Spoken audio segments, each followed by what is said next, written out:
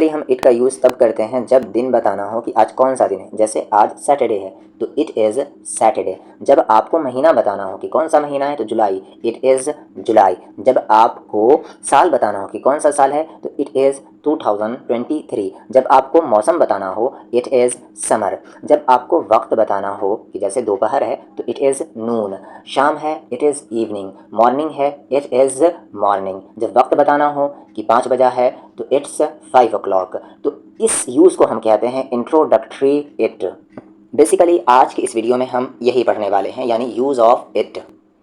एक और इट का यूज़ आता है, जैसे दिस का मतलब क्या होता है, ये है, और इट का मतलब यह भी होता है और वह भी होता है। तो फ़र्क क्या है? दिस का हम तब यूज़ करते हैं जब हम किसी की तरफ इशारा करके बोल रहे हैं, किसी चीज़ की तरफ या किसी इंसान की तरफ इशारा करके बोल रहे हैं। जैसे दिस इज़ अ पेन, हम जेस्चर कर रहे हैं, इशारा कर रहे हैं कि ये एक पेन है। पर इट में इशारा नहीं होता, हम नॉर्मली कहते हैं कि इट इज़ अ पेन। तो दिस में क्या होता है, इशारा होता है, और इट में इशारा नहीं होता। और दिस का मतलब सिर्फ ये होता है, जबकि इट का मतलब यह भी होता है और वह भी होता है। एक और फ़र्क है कि दिस जानदार और बेजान, यानी लिविंग बीइंग और नॉन लिविंग बीइंग, दोनों के साथ इट का यूज़ किया जाता है, दिस का यूज़ किया जाता है। बट जो इट है इसका यूज़ सिर्फ नॉन लिविंग बीइंग के साथ, यानी बेजान चीज़ों के साथ किया जाता है। अगर हम कह दें इट इज़ अ बॉय तो फिर ये सेंटेंस गलत है, क्योंकि इट का यूज़ सिर्फ नॉन लिविंग बीइंग के साथ किया जाता है, लिविंग बीइंग्स के साथ नहीं किया जाता। अब हम लोग चलते हैं अपने असल टॉपिक की तरफ, यानी इट एज एन इंट्रोडक्टरी। तो इट का हम यूज़ करते हैं, जैसे वसंत का समय था। वसंत का मतलब होता है कि वो वैसा मौसम जिसमें क्या होते हैं, पेड़ पर नए फूल लगते हैं और पौधों पर नए फूल लगते हैं, उसे हम वसंत कहते हैं, स्प्रिंग। तो वसंत का समय था, तो मैंने था को यहाँ पर जो चीज़ रेड कलर में हिंदी में है वही चीज़ रेड कलर में इंग्लिश में है। तो वसंत का समय था यानी स्प्रिंग का। ये अब इट का यूज़ क्यों कर रहे हैं, क्योंकि यहाँ पर समय बताया जा रहा है, वक्त बताया जा रहा है, या आप कह लें कि मौसम बताया जा रहा है, इसलिए हम इट का यूज़ कर रहे हैं। और यहाँ पर इट का कोई मतलब नहीं है, बस क्या है, एज अ सब्जेक्ट यहाँ पर यूज़ हुआ। इट का यहाँ पर कोई मतलब नहीं है, इसे हम कहते हैं इंट्रोडक्टरी इट। तो यहाँ पर क्या कहा गया कि वसंत का मौसम था, इट वॉज स्प्रिंग। और अगर कहना है कि वसंत का मौसम है तो वॉज को आप क्या कर दें, इज़। इट इज़ स्प्रिंग, वसंत का मौसम है। गर्मी का दिन है, यानी गर्मी का मौसम है, तो क्या कहेंगे, इट वॉज समर, गर्मी का मौसम है। सॉरी, यहाँ पर पास्ट में सेंटेंस है, गर्मी का मौसम था, इट वॉज समर। आज सोमवार है, तो क्या बता रहे हैं हम, दिन बता रहे हैं, तो यहाँ पर इट का यूज़ करेंगे। और यहाँ पर इट इज़ को कॉन्ट्रैक्ट कर दिया गया, यानी शॉर्ट कर दिया गया है, और इट्स, यानी इट इज़ की जगह आप क्या कह सकते हैं, इट्स। आज सोमवार है तो आप क्या कहेंगे, इट्स मंडे टुडे। अगर सिंपल सा कहना है कि सोमवार है तो इट्स मंडे, और कहना है कि आज सोमवार है, इट्स मंडे टुडे।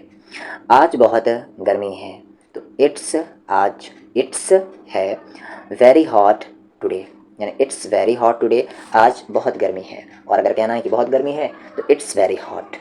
आज वर्षा हो सकती है, जब आप पॉसिबिलिटी की बात करते हैं कि यानी कोई चीज़ हो सकती है, तब आप मे का यूज़ करते हैं। मे का कब यूज़ करते हैं, जब पॉसिबिलिटी की बात हो, जब आप उसमें श्योर ना हो, 50% हो कि हो भी सकती है और नहीं भी। मतलब आपने आसमान की तरफ देखा और अंदाज़ा लगाया कि आज बारिश हो सकती है, तो आज बारिश हो सकती है। इट का क्यों यूज़ हुआ, क्योंकि हम क्या बता रहे हैं, मौसम बता रहे हैं। इट में हो सकती है रेन टुडे, आज बारिश हो सकती है, इट में रेन टुडे। वहाँ बहुत गर्मी पड़ती है तो it's very hot over there, वहाँ बहुत गर्मी पड़ती है, या क्या ये सिंपल सा हिंदी में क्या कह सकते हैं कि बहुत गर्मी है वहाँ, तो it's very hot over there. और कहना है कि बहुत गर्मी थी तो यहाँ पर इट इज़ को क्या कहेंगे, it was very hot over there, वहाँ बहुत गर्मी थी। यहाँ पर एक सेंटेंस आ गया, शाबाश। शाबाश को हम कहते हैं वेल डन। वेल मतलब होता है अच्छा, कहते हैं ना कि मैं अच्छा हूँ, तो आई एम वेल, यानी सामने वाला पूछे कि कैसे हो, तबीयत कैसी है, तो वेल मतलब अच्छा, आई एम वेल, मैं अच्छा हूँ। तो वेल यानी अच्छा, डन यानी किया, अच्छा किया, तो उर्दू में हम क्या कहते हैं, शाबाश। तो इंग्लिश में क्या कहते हैं, वेल डन। मैं सही हूँ, आई एम राइट। कहना है कि मैं सही था, तो एम को क्या करेंगे आप, वॉज, आई वॉज राइट, मैं सही था। यहाँ पर सेंटेंस प्रेजेंट में है तो आई एम राइट, मैं सही हूँ। फिर से हम आ जाते हैं इंट्रोडक्टरी इट पर। सुबह है, टाइम बता रहे हैं आपकी सुबह है, इट्स मॉर्निंग। कहना है कि दोपहर है तो इट्स नून। कहना है कि शाम है, इट्स इवनिंग, कहना है कि रात है, इट्स नाइट। ठीक है, सोमवार था, अब यहाँ पर पास्ट में बात हो गई, था तो हम क्या कहेंगे, वॉज। सोमवार था, इट वॉज मंडे। सुबह का समय है, इट्स मॉर्निंग। आप कहें सुबह का वक्त है, सुबह है, या सुबह का समय है, कुछ भी कहें, अगर बताना है कि सुबह का वक्त हो रहा है तो आप क्या कहेंगे, इट्स मॉर्निंग। सोमवार दिन था, यानी वो जो दिन था किसका था, सोमवार का, तो सोमवार का दिन था, इट वॉज मंडे। कहना कि सोमवार का दिन है तो इट इज़, वॉज को क्या करेंगे, इज़, इट इज़ मंडे। अभी सुबह है, इट्स मॉर्निंग, यहाँ तक था क्या कि सुबह है।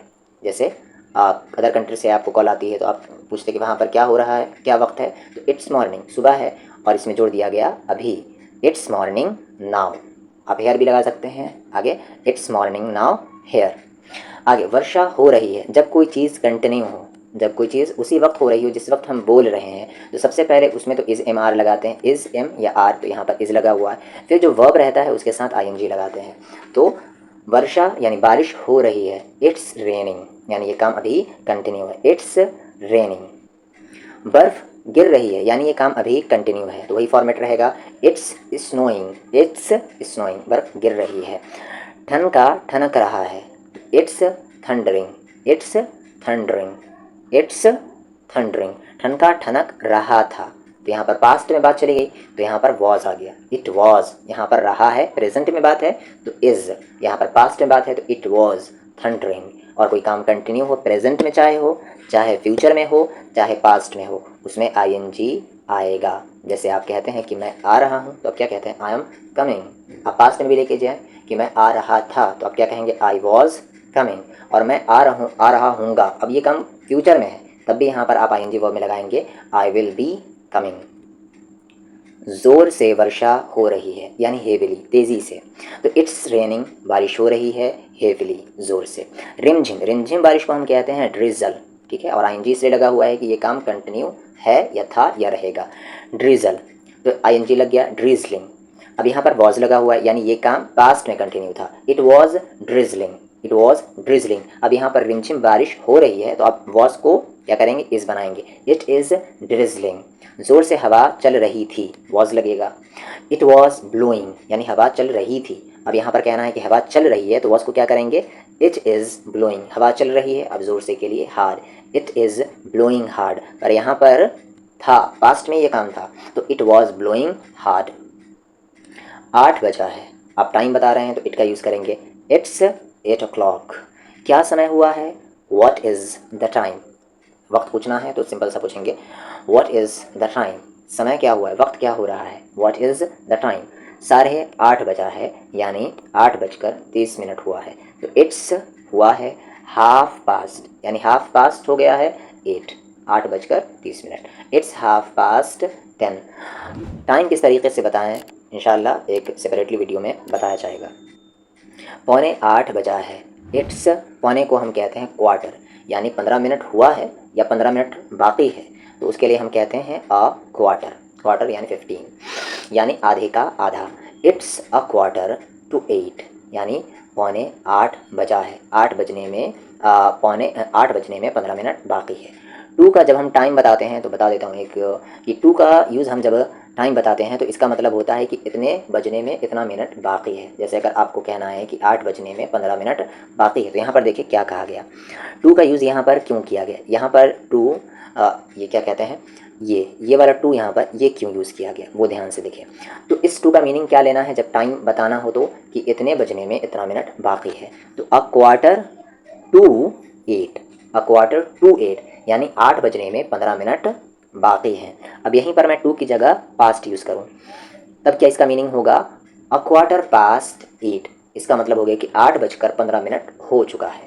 तो बस अगर ये दो शब्द याद हैं तो आप टाइम ईजिली बता पाएंगे, इतने बजकर इतना मिनट होने में बाकी है, और पास्ट का मतलब होता है कि इतने बजकर इतना मिनट हो गया है। जैसे यहाँ पर देखिए पास्ट है ना, इट्स अ क्वार्टर पास्ट 8, क्या मतलब हुआ कि 8:15 हो चुका है, यानी जिसे हम कहते हैं 8:15। ठीक है, और यहाँ पर क्या कहते हैं, 8 बजने में 15 मिनट बाकी है, यानी 7:45। ठीक है, तो टू का मतलब होता है कि इतने बजने में इतना मिनट बाकी है, और पास्ट का मतलब कि इतने बजकर इतना मिनट हो चुका है। जैसे अगर अभी एग्जैक्ट हम टाइम करें तो अभी बज रहा है 11:02। तो कैसे बनाएंगे? आप कह रहे हैं कि 11:02 हुआ, 11:02 हुआ, तो आप क्या यूज़ करेंगे? तो 11:02 हुआ, सबसे पहले तो आप कह रहे हैं कि इतने बजकर इतना मिनट हो चुका है, तो आप क्या करेंगे? पास्ट का यूज़ करेंगे। क्या कहेंगे? टू पास्ट, ये 2 मिनट कह लें ज़्यादा बेहतर है। 2 मिनट्स पास्ट 11, यानी 2 मिनट्स पास्ट 11, 11:02 हुआ है। अब यहाँ पर क्या है कि 12 बजने में कितना कितना मिनट बाकी है? तो 12 बजने में 58 मिनट बाकी हैं। अब बाकी है आपने कहा, तब आप क्या यूज़ करेंगे? 2 का। तो आप फिर क्या कहेंगे? 58 मिनट्स, 58 मिनट्स टू 12। ये सिंपल सा रूल था और डिटेल में आगे आ जाएगा। तो यहाँ पर अब आप इजीली समझ सकते हैं 8:10 हुआ है, यानी इतने बजकर इतना हो चुका है, तो यहाँ पर इसीलिए पास्ट यूज़ किया गया। It's 10 past 8। यहाँ पर एक चीज़ ये भी याद रख लें कि जब आपको 1 से लेकर 5 तक का मिनट बताना हो तो उसके साथ मिनट शब्द का यूज़ करते हैं। जैसे 8:05, तो आप क्या कहेंगे? 5 minutes past, 3 minute, 3 minutes past. यहीं पर अगर 5 से ऊपर जाते हैं तो फिर आगे मिनट नहीं लगाना होता है, यानी 6 past 11, इस तरीके से आप कह सकते हैं। यानी 5 के ऊपर अगर आपका नंबर जाता है तो वहाँ पर फिर मिनट शब्द का यूज़ नहीं होता है, जैसे कि यहाँ पर है इट्स 10 past 8। 8 बजने में 8 मिनट बाकी है, तो यहाँ पर अब देखिए इतने बजने में इतना मिनट बाकी है, तो 2 का यूज़ होगा। इट्स 8 मिनट्स, यहाँ पर गलत है एक तरीके से ग्रामेटिकली, यहाँ पर मिनट शब्द का यूज़ नहीं होगा, पर चल जाएगा कन्वर्सेशन में। इट्स 8 मिनट्स टू 8, 8:03 हुआ है, अब हो चुका है तो पास्ट यूज़ होगा। इट्स 3 मिनट्स पास्ट 8, क्या हुआ? व्हाट हैपेंड, क्या हुआ? What happened. और यहीं पे कहना है कि क्या हो रहा है, तो फिर आपको क्या लगाना पड़ेगा? ING, जैसा कि मैंने कहा था, किसके साथ? इसके साथ। व्हाट्स हैपनिंग, असल में था व्हाट इज़, उसको कॉन्ट्रैक्ट कर दिया गया व्हाट्स हैपनिंग। तुम गलत हो, यू आर रॉन्ग, समझ गए? अंडरस्टूड, या हम कहते हैं गॉट इट, या आप कह सकते हैं पूरा हैव यू गॉट इट, समझ गए? मैं कैसे दोषी हूँ, हाउ आई एम, मैं कैसे हूँ, हाउ एम आई, मैं कैसे हूँ, हाउ एम आई गिल्टी, दोषी, या दोषी की जगह आप कह सकते हैं फॉल्टी। वहाँ क्या है, वट इज़ देयर, अब यही कहना कि वहाँ क्या था, तो इसको आप क्या करेंगे? वॉज, वट वॉज देयर, भाड़ में जाओ। तो जाओ के लिए सबसे पहले आप क्या कहेंगे? गो, जाओ। अब कहाँ जाओ? तो हेल, जहन्नम मतलब होता है इसका, गो टू हेल, जहन्नम में जाओ। ऐसे हम हिंदी में क्या देंगे? भाड़ में जाओ, तो गो टू हेल। क्या खुशबू है, यानी हम ये क्या कहते हैं, किसी चीज़ की स्मेल ली और बहुत अच्छा लगा, तो हम क्या कहते हैं? एक्साइटमेंट में कहते हैं कि वाह क्या खुशबू है, तब हम क्या कहेंगे?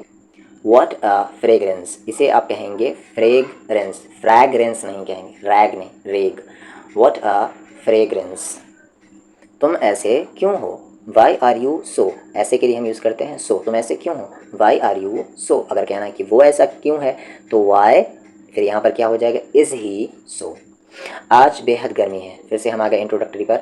इट्स वेरी हॉट टुडे, कैसे हो भाई, तो हम क्या कहते हैं? अगर सामने वाले से पूछना हो कि कैसे हो, हाउ आर यू, आगे लगाना है भाई, तो ब्रो या brother, how are you brother. Raman मेरा भाई है, रमन इज़ माई ब्रदर, वह मेरे पापा है, ही इज़, वो है मेरे पापा, माई फादर या माई डैड। मैं तुमसे मोहब्बत करता हूँ, आई लव यू। मैं तुमसे नफ़रत करता हूँ, आई हेट यू। क्या तुम मुझे पसंद करते हो, डू यू लाइक मी। मैंने खाया है, मैंने खाया है, यानी ये काम कर चुके हैं। तो जब कोई काम हम ख़त्म कर लेते हैं तो फिर हम आई हैव का यूज़ करते हैं, और उसके बाद वर्ब का, यानी मैंने ये काम कर लिया है, तो आई हैव ईटन, मैं खा चुका हूँ, आई हैव ईटन। ईट की जगह ज़्यादा बेहतर शब्द माना जाता है टेकन, तो मैं खा चुका हूँ, आई हैव टेकन फूड। मैंने नाश्ता कर लिया है, आई हैव टेकन ब्रेकफास्ट। मैंने लंच कर लिया है, आई हैव टेकन लंच। मैंने खाना खा लिया है रात का, आई हैव टेकन डिनर। मैं खा चुका हूँ, आई हैव ईटन। उसने नहीं खाया है, ही डिडंट ईट, या डिंट भी इसे आप बोल सकते हैं, ही डिडंट ईट, उसने नहीं खाया। मैं अपने घर में हूँ, I M in my house, I am in my house. झूठ बोलना तो हम यूज़ करते हैं टेलिंग अ लाई, झूठ बोलना क्या है? पाप है, पाप को हम कहते हैं सिन, झूठ बोलना पाप है, telling a lie is a सिन। या आप सिर्फ लाई शब्द का यूज़ कर सकते हैं, लाई इज़ अ सिन। सूर्य अस्त नहीं हुआ है, यानी अभी नहीं डूबा है, the sun has not set. अंग्रेज़ी सीखना आसान है, तो सीखना को हम क्या कहेंगे? लर्निंग इंग्लिश, अंग्रेज़ी सीखना आसान है, इज़ ईजी। कोई बात नहीं, नो प्रॉब्लम, मैं डरा हुआ था, आई वॉज स्केयर्ड, और कहना है कि डरा हुआ हूँ, तो आई एम स्केयर्ड। वो डरा हुआ था, तो आप आई को हटाएंगे और क्या कहेंगे, ही वॉज स्केयर्ड, वो डरा हुआ है, ही इज़ स्केयर्ड। कल मिलेंगे, सी यू, यानी मिलेंगे तुमसे टुमारो, कल, सी यू टुमारो, कल मिलेंगे। तुम कैसे जाओगे, how will you go, how will you go. ज़रा मैं तैयार हो लूँ, let me get ready, let me get ready. और लेट मी की जगह आप लेमी शॉर्ट में कह सकते हैं, lemme get ready, lemme get ready. मैं पटना गया था, आई वेंट, मैं गया था, टू पटना, गो का सेकंड फॉर्म है went, I went to Patna, मैं पटना गया था। तुम कहाँ गए थे, वेयर डिड यू गो, तुम कहाँ गए थे, वेयर डिड यू गो। मैं कोचिंग गया था, आई वेंट का, मैं गया था, आई वेंट टू कोचिंग। क्या तुम उसे पहचानते हो, पहचानने को हम कहते हैं रिकग्नाइज, और ये प्रेजेंट यानी सिंपल प्रेजेंट टेंस है। डू यू रिकग्नाइज, क्या तुम पहचानते हो, हिम, उसे, कोई लड़का है तो हिम और कोई लड़की है तो हर। डू यू रिकग्नाइज हिम और हर, और कहना कि क्या तुम मुझे पहचानते हो, तो यहाँ पर ये करें, ये चेंज कर दें, डू यू रिकग्नाइज मी, क्या तुम मुझे पहचानते हो, डू यू रिकग्नाइज मी। आगे, वह मुझे बेवकूफ़ बना रही है, तो रही है यानी आई आएगा, कोई काम कंटिन्यू है तो she is making me fool. Make fool का मतलब होता है बेवकूफ़ बनाना, she is making me fool, मुझे बना रही है। और यहाँ पर कहना है कि तुम्हें बना रही है, तो she is making you fool, वो तुम्हें बेवकूफ़ बना रही है। और कहना है कि वो उसे बेवकूफ़ बना रही है, तो शी इज़ मेकिंग हिम फूल। ठीक है, कोई लड़का है तो फिर, अगर कोई लड़की है तो she is making her fool, वो अपने वालिद को बेवकूफ़ बना रही है, तो she is making her father fool. वह पढ़ने गया है, ही हैज़ गॉन, यानी वो गया है। जा तुम्हारी किताब, योर बुक, तुम्हारी सिस्टर, योर सिस्टर, तुम्हारी माँ, योर मदर, तुम्हारे वालिद, योर फादर। जाने की ज़रूरत नहीं है, there is no need to go, there is no need to go. अब यहीं पे कहना है कि पढ़ने की कोई ज़रूरत नहीं है, तो there is no need to go को क्या कर देंगे, read, there is no need to read, पढ़ने की कोई ज़रूरत नहीं है। हंसने की कोई ज़रूरत नहीं है, there is no need to laugh, बोलने की कोई ज़रूरत नहीं है, there is no need to speak, दौड़ने की कोई ज़रूरत नहीं है, there is no need to run. इस तरीके से आप यूज़ कर सकते हैं अलग अलग सेंटेंस में। मैं जनवरी में पैदा हुआ, आई वॉज बॉर्न, मैं पैदा हुआ इन जनवरी, आई वॉज बॉर्न इन जनवरी। वहाँ कितने लोग हैं, how many people are there, how many people are there. तुम मेरे करीबी दोस्त हो, you are my close friend. Mobile table पर रखा हुआ है, mobile is kept on the table, या मोबाइल की जगह आप कुछ भी कह सकते हैं, book is kept on the table, या आप कह सकते हैं watch is kept on the table. इस तरीके से यूज़ कर सकते हैं केप्ट का। पीछे में था वहाँ कितने लोग हैं, तो हाउ मेनी पीपल, वर्ग की जगह क्या था, आर देयर। अब यहाँ पर पास्ट में यही चीज़ चला गया कि वहाँ पर कितने लोग हैं, तो how many people were there, sorry थे, how many people were there. मैं सिर्फ तुम्हारे लिए ज़िंदा हूँ, I am alive only for you. इसे ओनली पढ़ना है, ऑनली नहीं पढ़ना है। I am alive only for you. तुम्हारे पास कितना पैसा है, how much money, how much money. यहाँ पर हाउ मच इसलिए आया कि आगे जो नाउन है ये अनकाउंटेबल है, मनी एक अनकाउंटेबल नाउन है। How much money do you have, क्या तुम्हारे पास एक कलम है, do you have a pen, कुछ भी आप अलग कह सकते हैं इस पेन की जगह। क्या तुम्हारे पास एक एक्स्ट्रा बुक है, do you have an extra book. क्या तुम्हारे पास बैग है, do you have a bag. क्या तुम्हारे पास बाइक है, do you have a bike. क्या तुम्हारे पास साइकिल है, do you have a cycle. मेरे लिए एक गिलास पानी लाओ, तो ब्रिंग, लाओ, a glass of water for me, मेरे लिए, bring a glass of water for me. अब यहाँ पे कहना है कि पापा के लिए गिलास पानी लाओ, तो bring a glass of water for father. उसके लिए गिलास पानी लाओ, bring a glass of water for him. या कोई नाम लेना है, ब्रिंग अ गिलास of water for Nadira, Nadira के लिए एक गिलास पानी लाओ।